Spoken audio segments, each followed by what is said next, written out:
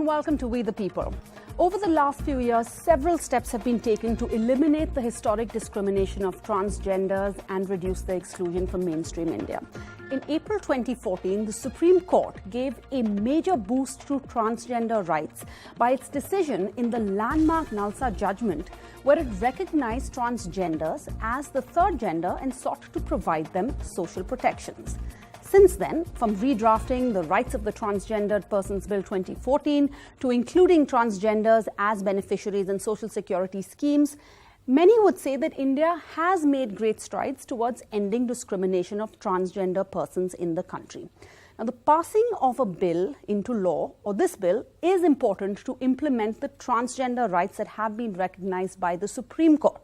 Now, this bill was supposed to have been reintroduced in the just concluded winter session of Parliament, and it is now pending. But why has a new bill that claims to protect transgender rights drawn the community's ire?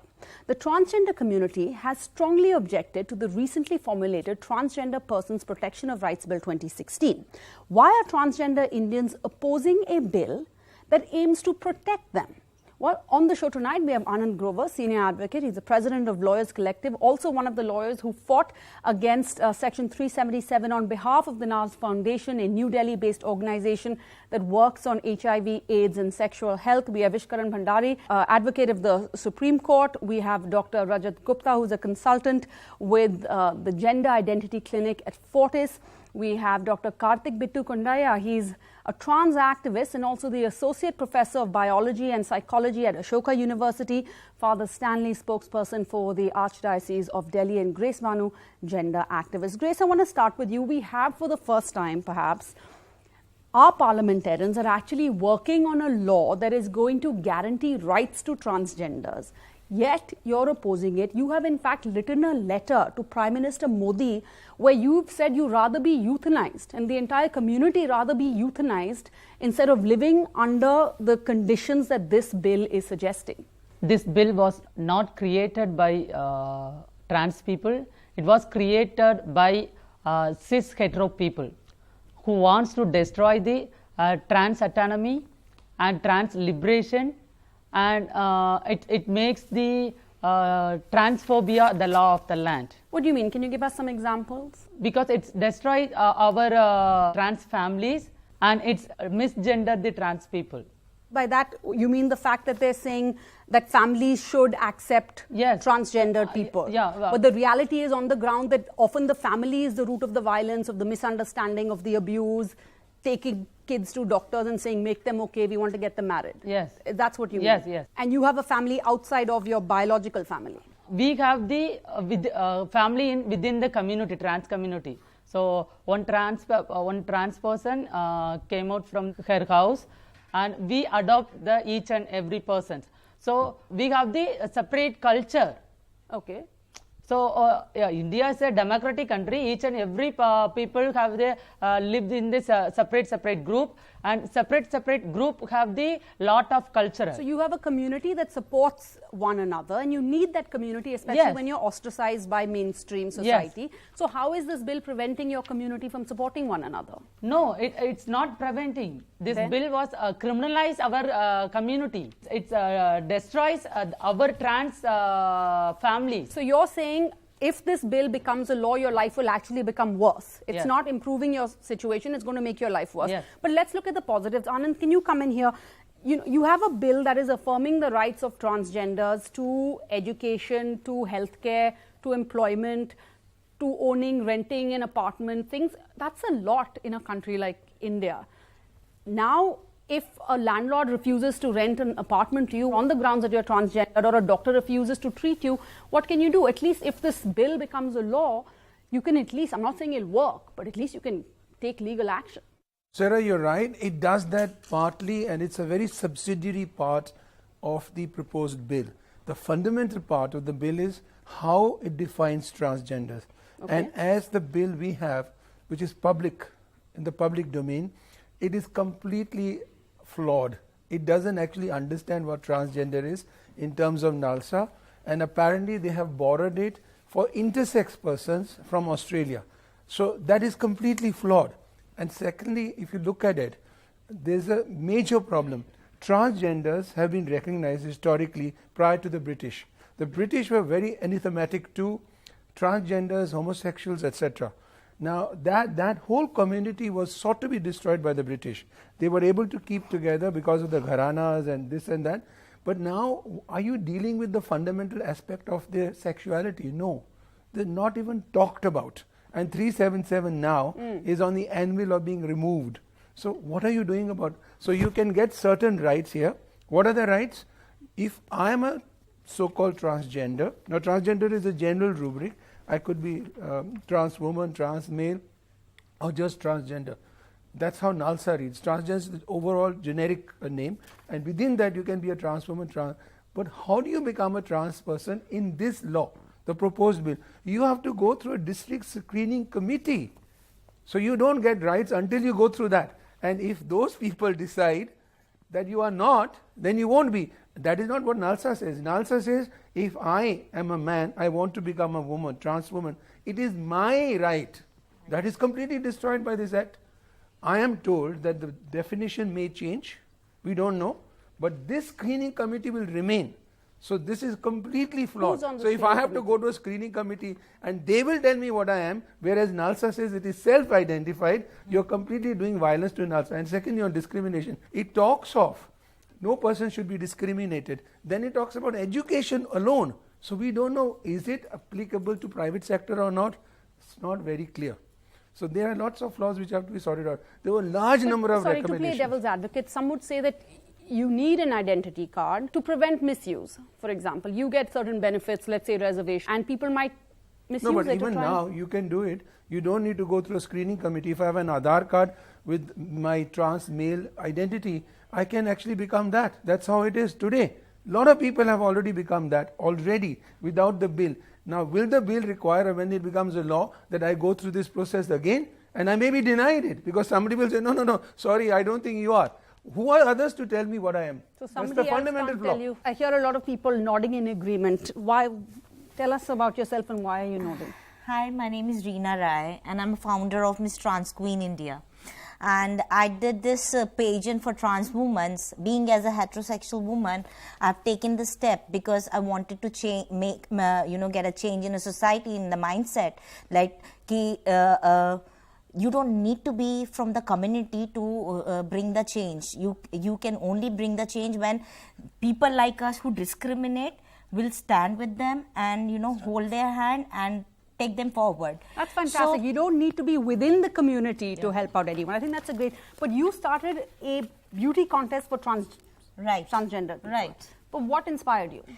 I went to one this event which is organized by HIV/AIDS Alliance, and I went there as an audience. So there was a lot of trans women and men over there.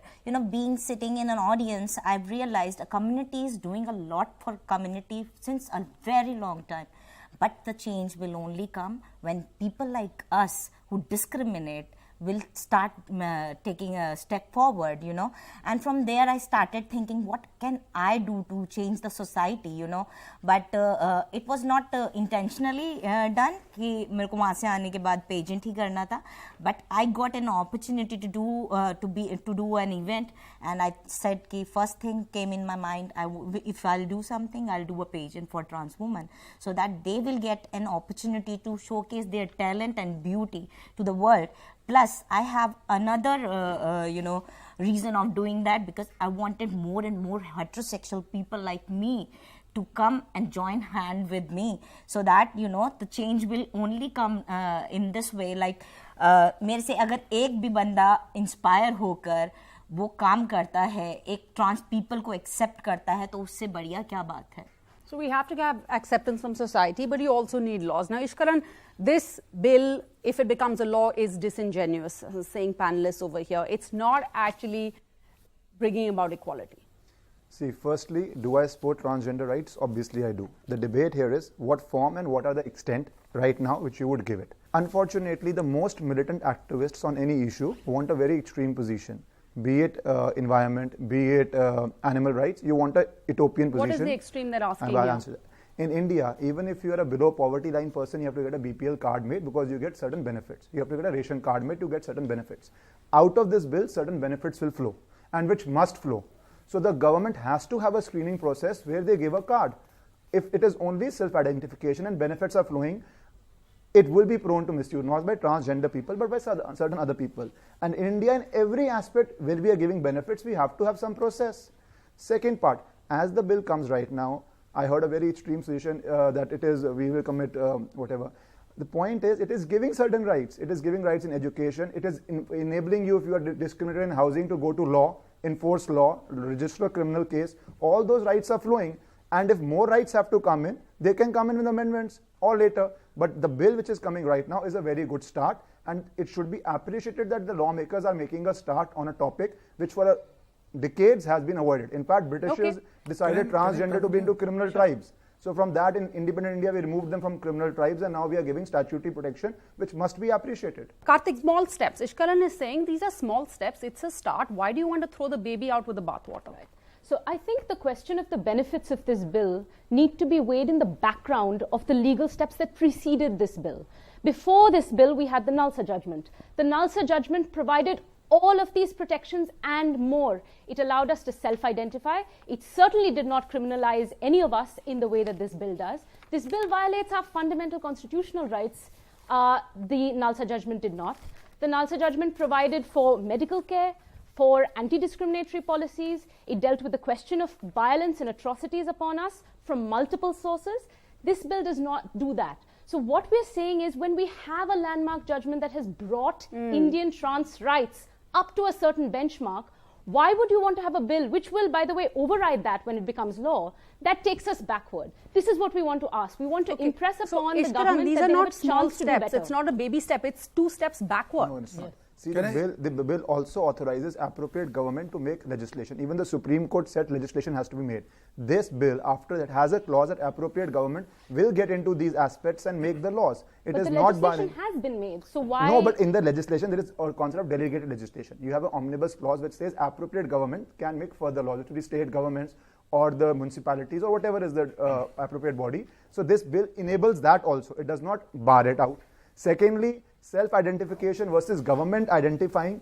I'm not talking about transgender. In all aspects where state benefits are there, it has to be identification by the government. Otherwise, that self-identification is easily prone to misuse. And if 2-3 cases of misuse come, then the backlash might be very bad. So we need to go in a reasonable, logical manner, and not in a manner which might be ideal right now, which might be ideal in theory, but might not be practicable right now.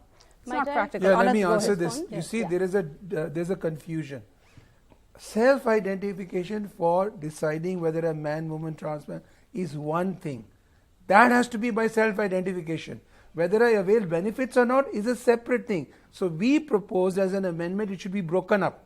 So if I want to avail of facilities and that can be misused, that would only require a confirmation, not anything more. But I can't be denied my self-identified gender, which NALSA has done. This is indeed a step backward. It doesn't tell you that it is on that basis you'll get benefits. Secondly, even the law that requires today anti-discrimination is in respect of education.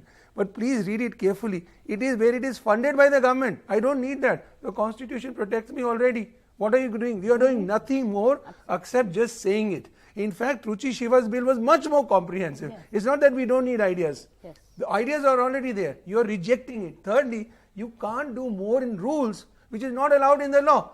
If the law says X, you can only have rules which are in consonance with the act. So the argument of Iskarian is completely flawed in law. I'm sorry. Could I rebut specific aspects as well? Go ahead. Specifically, the claim that, for example, landlords cannot throw us out. All of these forms of discrimination, bear in mind that in the penalties and penalties section of this document, actually, most of the forms of discrimination we face are not penalized. Discrimination in employment. Most trans people don't get jobs. Do you think everybody grows up saying, I want to beg when I grow up? No, in fact, people stay in the closet for years because they don't want to think that that's the only option available, right? Begging is something that has been traditionally organized by the trans community as a fallback, as a mutual support system when society fails us. So why is it that we don't get jobs? I have tried to get trans friends of mine with multiple degrees jobs, and it has been excruciatingly difficult. There is no penalty for any of those forms of discrimination. What is penalized is enticement to beg. Whatever that means, it's a very draconian phrase. How do I prove enticement? So you can't criminalize the traditional practice of seeking alms, confusing and conflating that with begging. Please remember, so the Buddhist community seek alms. They seek alms. That was the traditional form. Now, because the transgender persons were completely ousted from a status of elevation, in the Mughal days, the chief executive officer was a transgender person, Mehboob Ali Khan. Today, they are resorting to begging in the normal form because they've been excluded. But the traditional practice of alms, seeking alms, cannot be confused with begging. So you're saying this new bill criminalizes begging or enticing someone What to do we mean by beg begging? without providing an opportunity for them to actually get jobs. Yeah, the Supreme Court judgment said that you should provide opportunities. The Nalsa judgment then... Reservations, where are they? So does the Reservations Christian were law. there. Yeah. They specified the reservations, and So the reservations commission are missing under this new law. completely missing. And in fact, the commission has already approved of the suggestion of Nalsa judgment, but the government is not doing it. And we have provided ways of how it can be So the done Nalsa judgment constitutionally. said you should have 2% reservation. Yes, and that can be done. And you should encourage companies, etc., to hire Yes, yes, transgenders. you But can that do is it. completely missing in this. Completely, there's no Grace, I wanna reservation come at to all. you. You are actually the first Transgender engineer. engineer Yes. in Tamil Nadu. Is Tamil that true? Nadu, yes. And that's because of reservation? No, I'm using only my community reservation. So they don't give the separate reservation for my social discrimination. So I want to fight. So I found that regarding my education. So first of all, I applied the Anna University. They rejected my application. After that, I filed the case against that university. After that, they permitted to continue my studies. And you've adopted a daughter who's also transgender. Yes. And she's also She's applying. also now doing the Siddha Medical College. And how did she get Siddha in? Medical. So she also don't get the easy way. Her form also rejected by the government, rejected by the educational institutions. So each and every time we went to the court and filed the case against this government. Okay, so you can't criminalize begging if you're not giving them any other options of work opportunities. Dr. Gupta, come in on actually the point that Grace raised earlier about the family being the root of the violence. You must how many patients do you get who come to you worried, confused? Most of the patients who are coming to our clinic, family support is very, very little. Parents, they don't understand. Usually they come with the friends or elder brothers or sisters who understand them at their peer age group. But yes, mother and father, when we meet them, we call them specifically, they are really shocked. They tell us, kindly help us, bring the child back to us. But we try to make them understand, no, the child is normal, we have to align his gender with the sex. Because it's a transgender disorder. This means gender is not in alignment with the sex assigned at birth. So what do the parents say? Like what? Give them an electric shock, we just want to get them married off? They usually disown, or 30 to 40% they support with not fully heartedly, but to some extent of the surgery, then they disown. So all sorts of people are there. How many patients do you get on an average? Last year we did 150 patients, exactly 150, mostly for female to male, and the surgery is done in 3 stages. So out of these 150, about 50% didn't have any support. The support from their friends only or from their peer group. And among the remaining 50%, only 5 to 10% have true support of their parents. Rest their siblings, brothers or sisters. And a lot of time this stigma would force people to go to shady clinics where it's completely unhygienic and it's probably medically very unsound. Most of the time the WPATH, we follow WPATH, World Professional Association for Transgender Health, SOCs, in 2011. But most of the people, they don't follow. So they go to shady clinics, they get their surgery done to botch up. We have seen a lot of cases, we have botched up surgeries. So we have to rectify them. It's a very difficult task for us. I just also want to point out that WPATH has taken a stance on this bill, pointing out the problems with the bill. That's all. Okay, so you mentioned young people who made a change from a young girl to becoming boy. We actually have someone here, Shaman Gupta. You're a transgender activist. So what was your experience when you went? Did you get parental support? Yes, my family is supporting me. And I think this belongs to a very educated class, like the ones who are privileged to have educated parents and educated. Hold on, is that true? Is it true that the educated are more supportive? I don't think so. I think that I've seen parents who are supportive across classes. Okay. And I've seen unsupportive parents across classes. Okay, but in your case, you're lucky But enough that you had supportive parents. So it might differ for people, but yes, I still believe that because of, not because my parents were educated, but because I'm earning myself today, or I have a decent dignity in the society. Even my relatives who are, who would be called very traditional in other sense, are, not interfering because they see me as an independent person. But for people who dropped out of school or colleges because they could not attend due to their gender issues, I think for them it becomes very difficult for not earning themselves and then have to go beg their parents for something. And if they're not standing up for themselves, then even the society is rejecting them.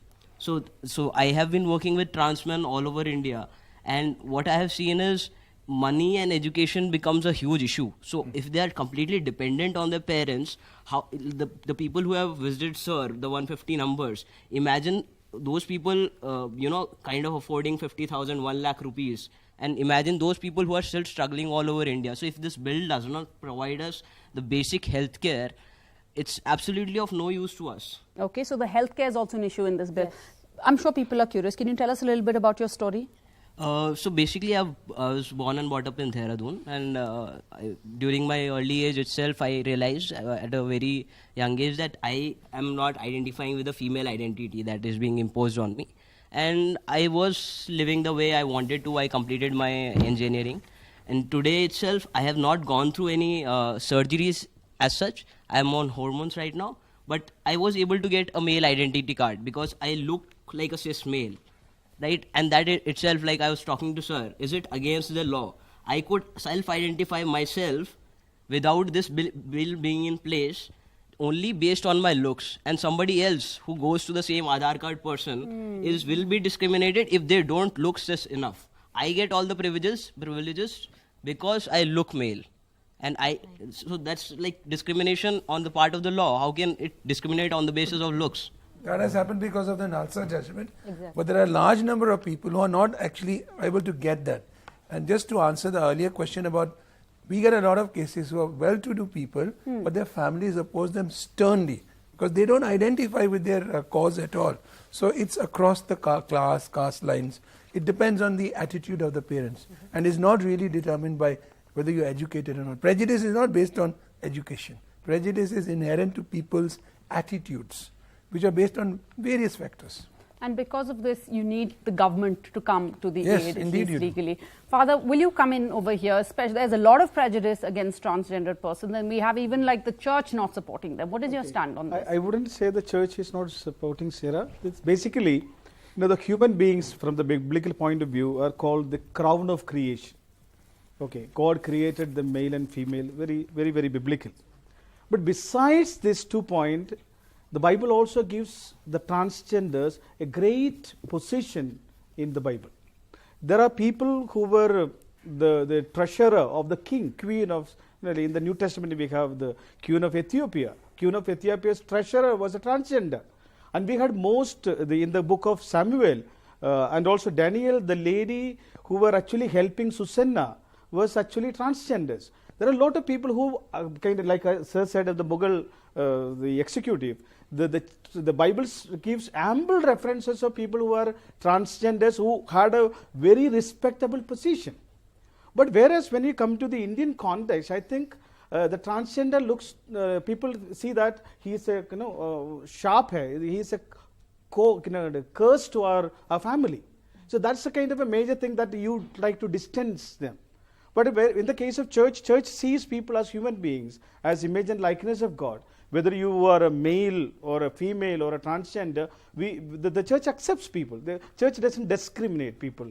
Even in the bills that we are talking about, the homosexuals, and the church does not criminalize anybody. And the church does not have the authority to criminalize. Church is a moral body. If a person like a transgender wants to live a transgender life, maybe promiscuity in sexuality, the church would say that's not right.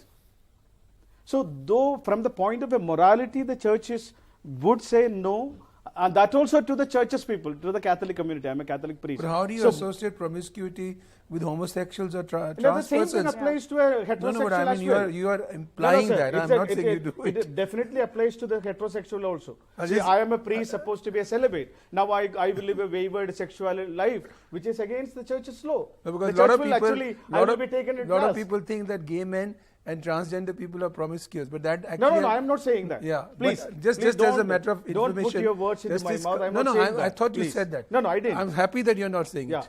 But I'm saying must about tell- the church's I must tell authorities people- basically on the morality, that also precisely for the Catholic community, because I'm a Catholic priest. And I cannot ask a person who does not belong to the Catholic fold to follow the church's role, because they are not part of our system. But even to But tell then the since it is people a within the major fold, morality, it's is a it There are a right lot to of Catholics who are transgenders. Yeah. There are a lot of Catholics who are transgenders. Yeah, Would I'm you saying agree they that. should marry We had the or they first should have sex transgender without pastor marriage? even, right? Yeah. Sorry? In Chennai, Yeah, we had the because first we had transgender Yes, pastor Bharati. who's also Catholic. Yes. Yes. But when people think that transgender are more promiscuous, it's also in a way connected to 377, right? Because Well, because they think that any penile non-vaginal sex is anathematic to the moral culture, and those people have to be promiscuous. As a matter of information, Justice Kirby, who's a well-known judge of the ex-judge of the Supreme Court or the High Court of Australia, he has been living with his gay partner for the last 50 years. He's been actually only having a monogamous relationship, and he always says, my other brother judges are people who had not one marriage but more than two marriages. So this whole idea that people of the alternate sexuality or gender are promiscuous is completely flawed. And that myth should not be perpetuated. I'm not saying the father said that, but when you mention it along with transgender, I that is mentioned in the reinforced. light of the morality concerned to it. You understand? That's the same for I mean, in the heterosexual ancient cultures in no India, substitute. in the Jain community, intersex were people most close to God. That is how it was perceived. And the British destroyed that culture by 377 By and the 377. criminal tribunal. and so now the irony. In Sorry, fact, the Ardhanarishwar, the strongest god, is the Lord Shiva and Lord Parvati, half male, half female. Yes. In But if I can that is very different. Huh? No, that's a different But if I can relate this back to the bill, one issue with the bill which has not been addressed yet is the fact that it encodes discrimination in terms of redressal when sexual assault happens. Okay. As of right now, if a trans person is sexually assaulted, the bill provides for less punishment Yeah, 2 for years sexual punishment, assault whereas it with is a 7 cap years of 2 or years. imprisonment, lifelong Right? imprisonment. For a sexual assault against a trans person compared okay, to a no, cis no, woman. but rape is rape, whether it's a transgendered or a woman Not or according to a the bill. man. No, being not raped. according no, to the Sarah, bill. because you're not a... We agree. No, please. That should be the case. That should be the If case. The rape law under 376, is only when a male, that is biological male, has sex which is non-consensual with a biological woman. If either of them are transgender or alternate gender, they will not be within the ambit of rape. So rape is not there at all. So actually, technically, a transgender person can be raped and it's not rape. Ishkaran, come in here on two Obviously, facts. won't One, defend there that. is no reservation. that's the The problem. original Nalsa bill had reservation. Two, this is just basically unequal. How can you say that Exactly. if a woman has been raped, then she gets 7 years, but if a transgender gets has 7 been years. raped, then he gets 7 that years. If a obviously man, that- if transgender has been raped, you get what? 6 Nothing, months to 2 nothing. years. 6 months to 2 years. Sexual assault, not That- rape. that It is a sexual Okay, assault, sexual not assault. rape. That aspect I've not seen the wording, but if it is true, it has to be amended. Obviously, anybody show it to you facing, now. I'll show you. I'm agreeing with you. Yeah. Anybody Yeah. facing sexual assault has to be given the maximum punishment. There is no doubt on that. Yeah. On the other aspect, see, there are two different things being argued here. One is self-identification and one is reservation. How can both coexist together? If it's self-identification, then you cannot make a case for reservation because that would lead to problems. And if it is identification by the government, by an approval process, then you can argue for a case of reservation. Both wanting together is extremely difficult in any context in the world. This is like saying I'll self-identify, and once I'm identified, this reservation flows or this benefit flows. How can that doesn't exist? know the law regulating the reservation. How can this Because if I want exist then? reservation, I have See, to go through a understand. scrutiny process. Exactly. That's Yes, different. That's There are different from a different screening procedures process. for that. Yeah. Exactly. If we want to exactly what avail I'm the trying to say. benefits, Exactly. then we have to Reservation go is through the different. scrutiny process. Also, Yes, see, but it's nothing to my do with wish. this law. So, see, also, even in West, even this election recently, there were the debates where if you are identified as this person, what toilet would you use? That was a debate in US going on, right? Still there. So that's what I'm saying, that those debates, those ideas have to evolve over time, whichever way the debate goes. In India, that's what I'm saying. At one time, pre-British, the position was very good. British made this Criminal Tribes Act, put everybody into the criminal tribe. Position became extremely bad. Now, if a statutory backing is coming up, whatever small amendments are needed, but majorly, I would suggest the community should back and get a statutory backing because it always helps you in the longer run. Then why didn't you have the Truchi Shiva bill? It is already passed by the Rajya Sabha. This bill was introduced. Please understand the law. This bill was introduced after the government promised Mr. Truchi Shiva and the Rajya Sabha that no, we don't want this bill because it had to be passed by the Lok Sabha. Lok Sabha, this was introduced, sent to the standing committee. So there's a bill already before the Rajya Sabha which is more comprehensive for Truchi Shiva. So if we want a statutory backing, we'll have that rather than this. So can I ask, why do you think this behind the scenes we don't know. We want to know. place? We understand the government is interested in transgenders, but then they should listen to the community and the voices of the people who have worked on this issue and also keep up to the standard of NALSA. NALSA has given you a particular standard, a benchmark. You can't go below that. Then it's not. Why should we lose out? Already we have a law in terms of the judgment which is binding on everybody. Why should we not have that? Okay, let's get some audience reactions. Anyone with reactions now on this? Sir, actually we are already facing the problem of reservation in our country. So bringing the reservation again into the transgender form, will it not again going to hamper our country? And even though I am supportive of the transgender rights, I'm not against any one of them. But I have a solution for them also. Without going for reservation system, it is better to create a transgender welfare commission. Like we have created the SC/ST commission. Then why again the reservation system is again bringing into the picture? So reservation, we can of course have a full debate on reservations, but that is not going to be easily accepted by everyone. Go ahead. If we talk about section 375 of the IPC, so the sexual intercourse is mentioned there on the 4 grounds, and 376 of the IPC mentioned rape on the 7 grounds, sir. So if the transgender has been raped, so it will come in the category of sexual assault, sir. So how you will make the person liable for rape, sir? So that is the big issue, sir. I'd like to respond to both of these. First, I think the question of who reservation benefits should be asked from the people who are benefited by reservation. And so I think that certainly we want a trans welfare commission also. But a welfare commission by itself cannot create jobs. We think there should be at least jobs within each reserved category. So we're not asking for an increase in the number of reserved category seats, but within each category, we're asking for internal reservation for trans people in each caste category based on gender identity. As far as 376 is concerned, now post 2016, it is clear that for example, sodomy, rape of any kind of penetration by any object or body part in any orifice constitutes rape. And so that crime currently only protects biological cis women. We ask that the same crime can be and is regularly committed against trans women. In fact, every trans woman I know has survived an attempted or completed rape. Many trans women have survived multiple rapes and they have had no recourse. Under the NALSA judgment, we have tried going to police stations and saying she is a woman as far as NALSA is concerned. She self-identifies as a woman. Therefore, 376 must be applied. But this bill then sets us back if it codifies trans people as having fewer rights of redressal when they are sexually assaulted or raped compared to somebody who's not. How many times have you succeeded in getting the police to register an FIR based on the... It can't be registered under law. In fact, at one time when this woman was raped, the police threatened to file 377 on the victim. And then we really rallied women's groups to go to the police station and say that this was not acceptable. Under the judgment, you're still not getting that right. I'm just trying to ask that. Under the NALSA judgment, we would actually. But have you gotten it? Yes, in that one case. Police have registered FIRs. Yes.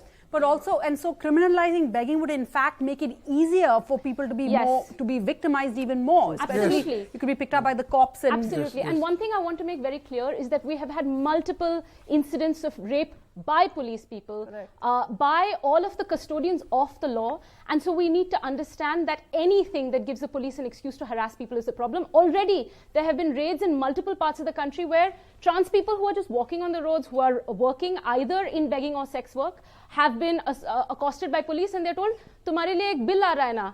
आप यहाँ पे क्या कर रहे हो? We're going to put cases on you, right? So trans people are criminalized like this. We know we have trans friends who have been criminalized. They've been, just seen on the train. अच्छा तुम train पे हो? You must be begging.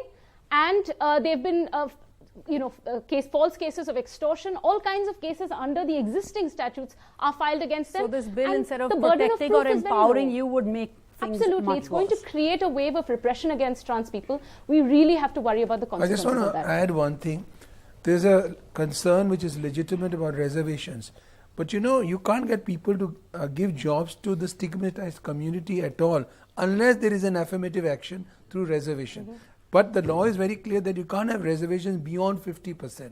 But if the transgender people don't get jobs, even in government, private sector, forget it. Then you need to have a law which says reservation. And please remember, NALSA judgment itself has said it. So that is extant law today. And you can't go back on it.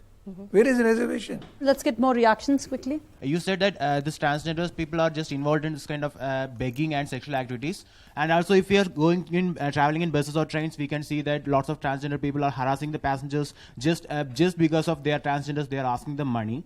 And also, as father said that in the history, there are lots of transgenders who are in higher places. What caused this change from that higher position to this lower position? Concrete One example second. now, Sarah. One second, Anand. I want to go over to the first part of his question, which is interesting. I'm sure many people would share that view. Ritika here joins us. Ritika, यहाँ पे ये कह रहे हैं कि अगर transgender लोग चाहते हैं, मतलब आप जैसे इंडिया में कहते हैं हिजरा, right?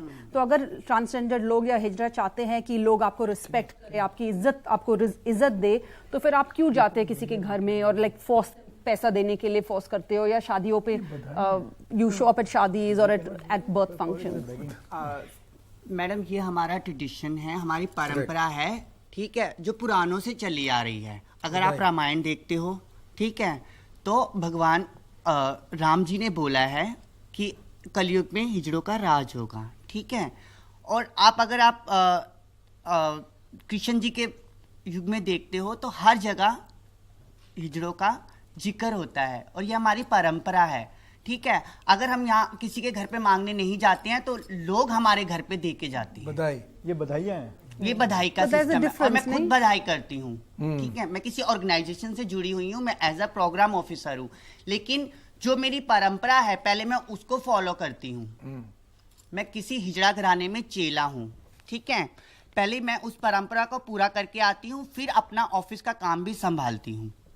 But there's a difference between voluntary giving, ठीक है. and मैडम, एक्चुअली क्या है, ये जो न्यू जनरेशन है ये उनके लिए है. आप जॉब दिलवा रहे हो, आप स्टडी करवा रहे हो उन्हें, ठीक है, ये उनके लिए है.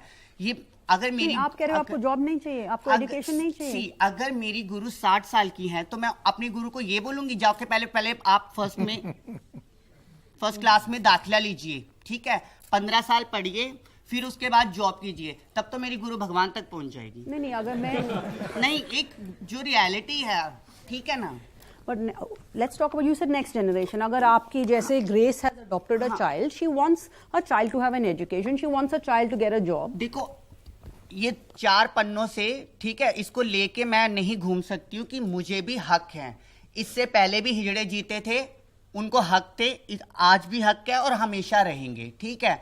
हक कानून के पन्नों से नहीं मिलता, हमें खुद बनाना पड़ता है, ठीक है. आज मैं शादीशुदा हूं, मैं ये नहीं चाहती थी कि कानून पास करेगा लॉ को तो मैं शादी करूंगी. But not everybody has the advantages. But would you respond to there seems to be even a division, dichotomy within the community then, right? Like people like Ritika. आप क्या करते हो Ritika? मैडम, मैं किन्नर भारती से हूँ, ऑर्गेनाइजेशन से हूँ, मैं प्रोग्राम ऑफिसर हूँ वहाँ पे. तो मैं किसी हिजड़ा घराने में चेला नाती हूँ. That's how you make money. आपकी इनकम, मंथली इनकम कैसे आती है?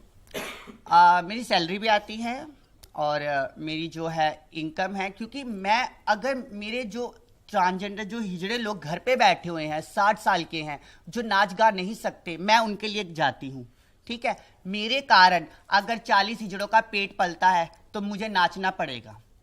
Okay, so that is the community that Grace was talking about. There is a support structure and the elderly look after the young and the youth then look after the elderly. Okay, fine. But now there seems to be, like I was saying, a dichotomy between, even within the community. I don't think there is a dichotomy at all.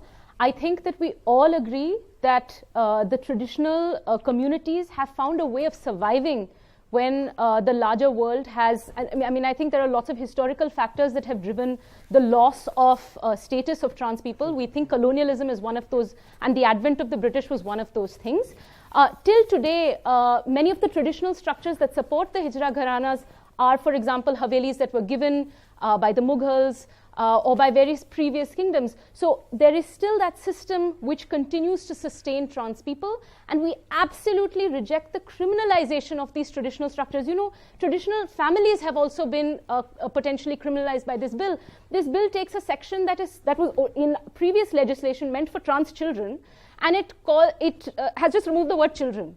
So it has denied all of us our constitutional rights to live where we want. It says now, what was earlier the case for children, that a trans child must live with their family and approach the court if they want to not live with their family. Now they have made that true for all of us. You know, so the traditional trans family has been criminalized.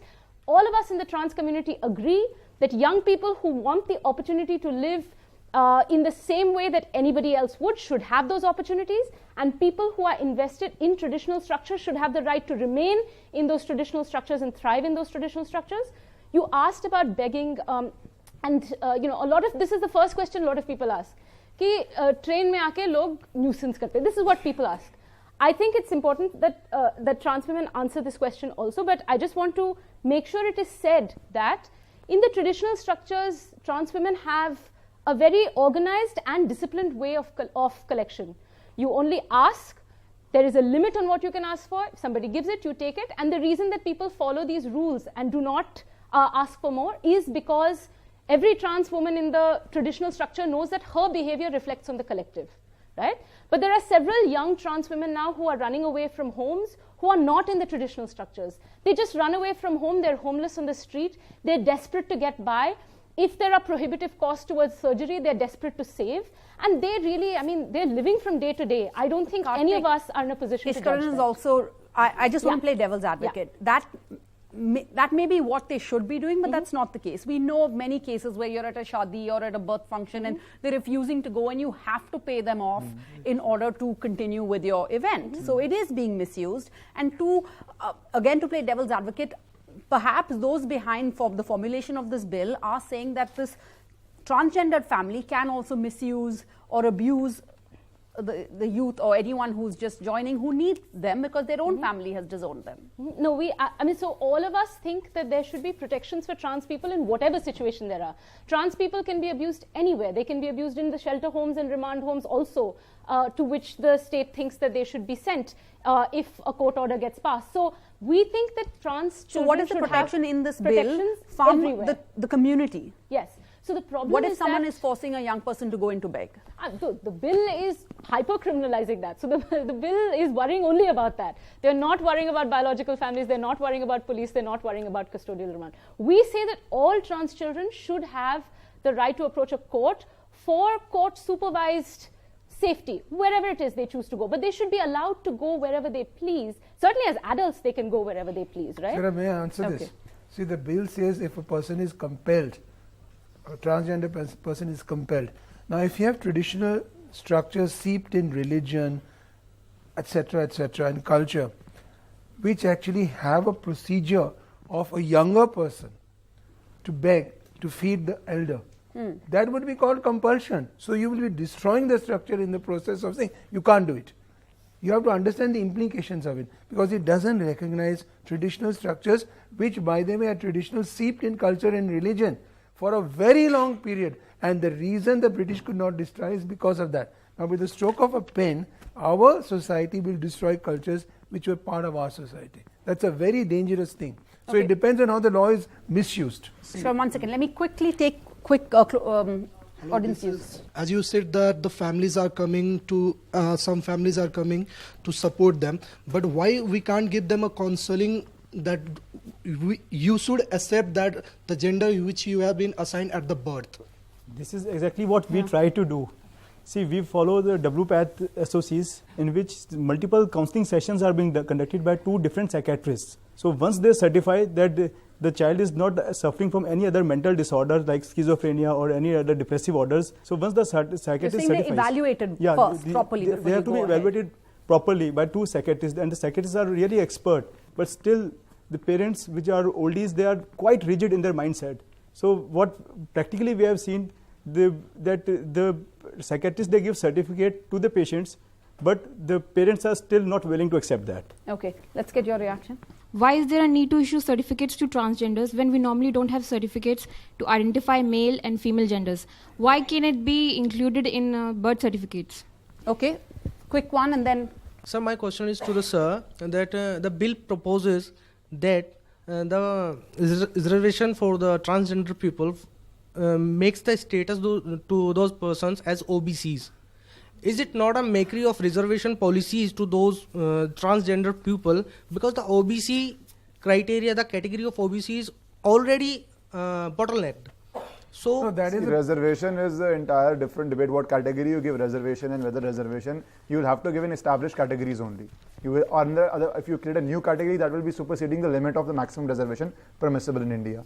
But on the other aspect of this compelled begging and all, see, compelled would be, the complainant would be a transgender person itself. So if a transgender person feels compelled by other transgender or other people, their person should have a right to say it's a cultural practice. You can't allow compelling of anybody. So that even if it's a cultural practice, then it would have to go. If a transgender person feels I'm compelled by other transgender person, this bill gives the person a right to approach the court, and that should be there. That cannot be wished away on the rights of compelled. My question is this: the reservation. It's not in the bill, huh? Yeah. That was NALSA. So there's a misunderstanding on that. Okay, we're out of time, but both Karthik and Anand have been asked questions, so both of you quickly respond and then we're winding up. I'll respond quickly on the birth certificate question because this is really important. It's not just this government. Everybody thinks that trans people are intersex. There is a difference between being trans and being intersex. Intersex is when at birth, a doctor looks at a child's body and says, I am not sure whether to classify this child as male or female as per medical categorization, right? A lot of intersex children have also raised the issue that then sometimes when doctors claim that they should be operated upon to fit any given category, that is problematic, and that happens at an alarming rate. But that aside, trans people, some small fraction of trans people are also intersex, but most trans people are born with a body that is unambiguously assigned by the doctor, but they do not identify their gender identity, which they voice as they grow up, is not in consonance with the biological sex that they have been assigned at birth.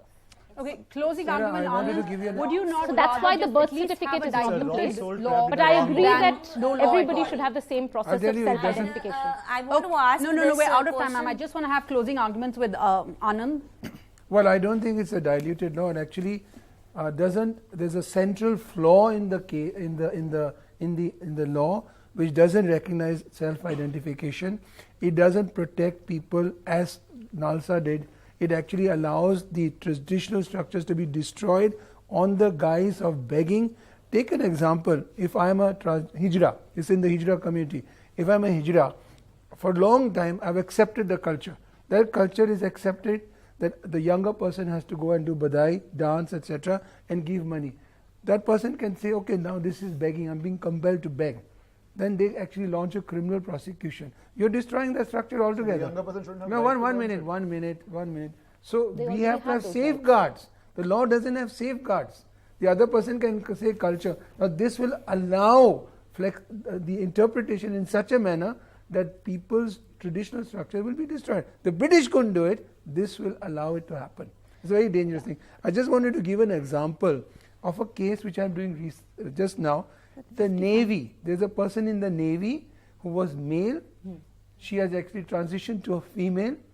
She has been kicked out only because the Navy doesn't recognize transgender. Yes. Now what is the option given? Or because that post was No, she is fit to do the job.